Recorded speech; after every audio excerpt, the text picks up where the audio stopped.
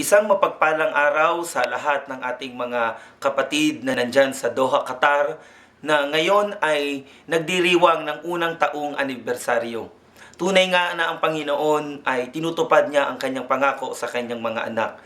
Salamat sa Panginoon sapagkat isa kayo sa mga naging tugon sa mahabang panahon na nanalangin ang ating minamahal na iglesia na magkaroon ng unida sa labas ng Pilipinas.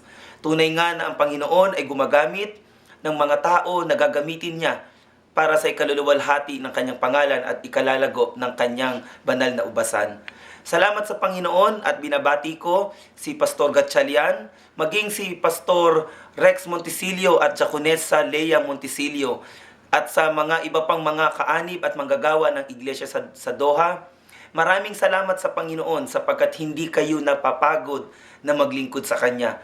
Tunay nga na ang lahat ng mga paghihirap ninyo sa panahon na tayo ay haharap sa Panginoon, ibibigay ng Panginoon yung nararapat na gantimpala dahil sa matapat ninyong paglilingkod sa Kanya.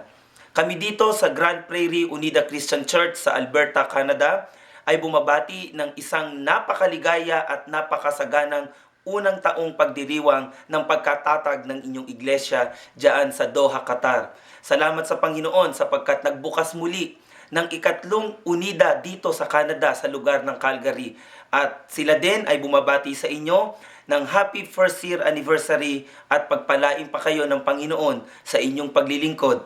At maraming salamat sa Panginoon sapagkat lagi kayong handa na magpagamit sa Kanya. Muli, sa ngalan ng mga kaanib nating mga ibang lahi dito sa Grand Prairie Unida Christian Church, mga Canadians at mga Africans nating kaanib ay bumabati rin sila sa inyo ng first year anniversary at mabuhay kayo diyan.